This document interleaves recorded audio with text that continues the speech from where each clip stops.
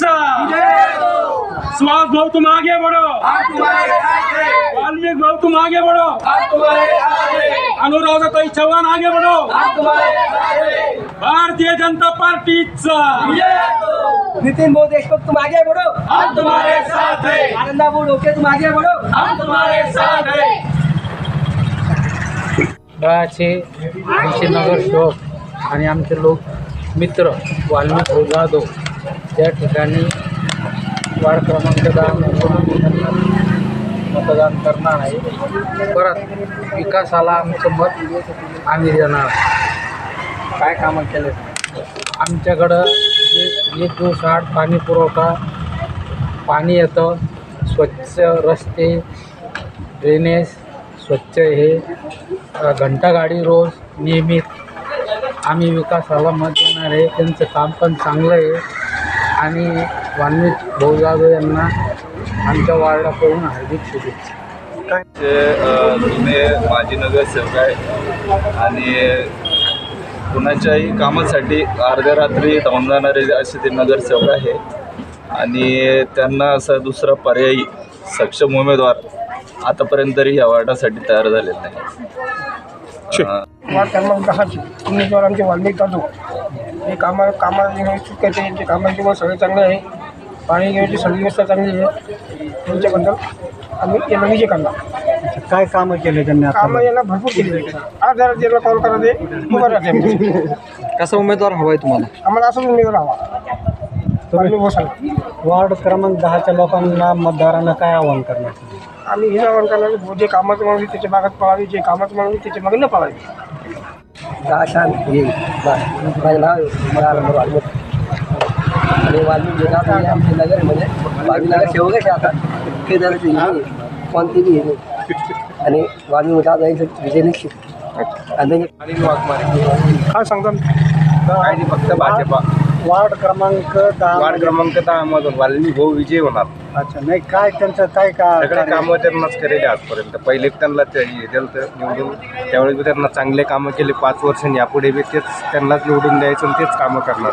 काय काम केलं? सगळे कामं केले त्यांना, जे लागायचं ते सगळ्याच्या सुखादुःखात हजर होता, हे होत्या ते होत्या, रात्रंदिवस माणूस मेहनत करतो। अशा माणसाला सोडून दुसऱ्याला मत कायला द्यायचं? कामं आलेली आहे आणि सगळ्याला घरकुल वगैरे पण दिलेले आहे आणि रोडाची काम वगैरे सगळे झालेले आहे, पाणी वगैरे सगळे व्यवस्थित आहे टायमावर, कोणाची अडचण नाही, काही नाही, सुखादुखात इथं हजर आहे।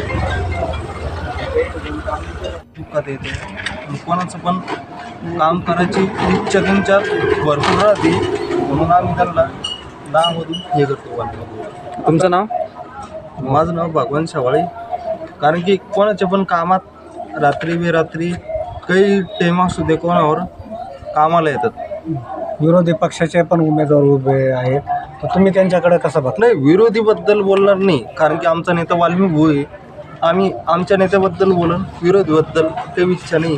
जो काम करणारा व्यक्ती आहे त्यांच्याबद्दल आम्ही ठामपणे बोलतो का, खरं इच्छा आहे त्यांची, आता भविष्यात काही कामं राहिले असेल ते बी ते पण करतील ते। ओके, गायकवाड फुलंब्री वार्ड क्रमांक 10चं मतदार। तर या ठिकाणी आम्हाला प्रचंड मताने कमळ ह्या निशाणीला आम्हाला निवडून द्यायचं आहे आणि यांचं कार्य चांगलं आहे आणि सर्व काही व्यवस्थित आहे, ना जातपात काही इथं ह्या ठिकाणी काही झालेलं नाही आमच्यामध्ये।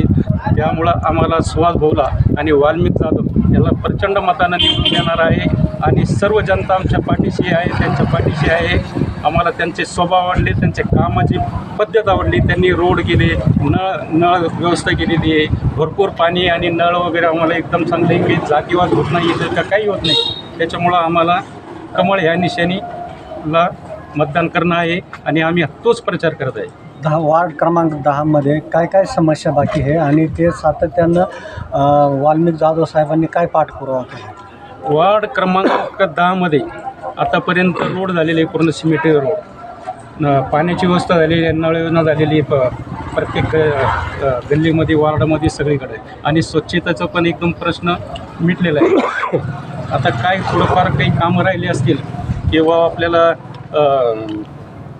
आपलं याचं पाणी पाहिजे, आपल्याला फिल्टर पाणी वगैरे पाहिजे, ही एवढी समस्या बाकी राहिलेली आहे आणि ते पण आता सध्या चालू आहे त्यांचं काम. दुसरं कोण बोलतो? दुसरं कोण? ठीक आहे. हां बरं, ते बोलतो ना.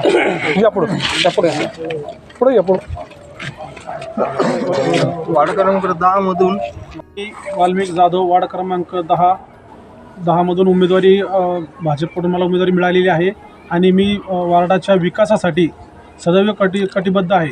मी काही फार मोठा राजकीय वारसा घेऊन आलेलो नाही, तर मी इथपर्यंत जो आलेलो आहे तर एक सामाजिक कार्याच्या जोरावर आलेलो आहे आणि जे सामाजिक कार्य करत असताना माझ्या हातून एक गोरगरीब जनतेची सेवा घडत गेली आणि काही ठिकाणी मी माझ्या माता भगिनी यांच्या काही श्रावणबाळच्या फायली असेल, काही घरकुलच्या फायली असेल, काही पाण्याच्या समस्या असेल आणि पाण्याची समस्या तर पूर्ण तालुक्यात नाही, जिल्हाभरात पूर्ण महाराष्ट्रात पाण्याची समस्या झाली असेल, पण फुलंब्री शहरामध्ये पाण्याची समस्या ही कधीच झाली नाही. कारण सुहास भाऊ शिरसाट यांच्या नेतृत्वामध्ये आतापर्यंत 25 वर्षामध्ये पाण्याची टंचाई कधीच जाणवली नाही. जेणेकरून कुठंतरी काही ना काही उपाययोजना करून सुहास भाऊंनी प्रत्येक नागरिकापर्यंत पाणी पोहोचवण्याचं काम केलेलं आहे आणि पाण्याचा हा विषयच नाही फुलंब्रीमध्ये. आता परत फिल्टर प्लॅन्टचं काम चालू आहे 48 कोटीचं.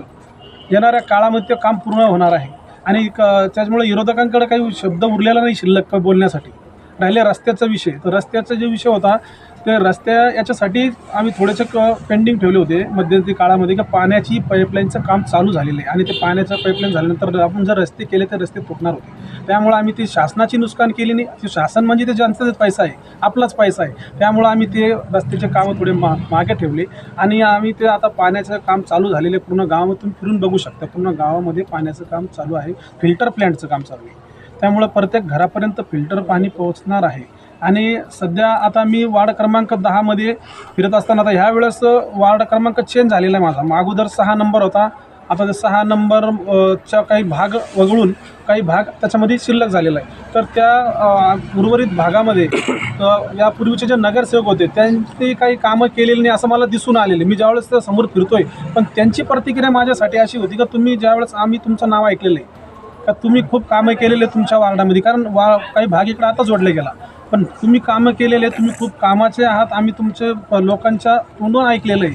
हे आम्हाला एक अभिमान आणि आम्हाला एक गर्व आणि एक असं कंठ दाटून आल्यासारखा विषय होता आणि आम्हाला एक स्वतःला असं काहीतरी सार्थ झाल्यासारखं वाटतं की मी काहीतरी कामं केले. ज्यावेळेस स्वतःच्या कोणीही सांगता, मी तर सांगणारच मी खूप भारी आहे, खूप छान कामं केले, पण जर तेच एखाद्या व्यक्तीनं परस्पर दुसऱ्यांकडे सांगितलं तर त्याचा एक वेगळा विषय असतो.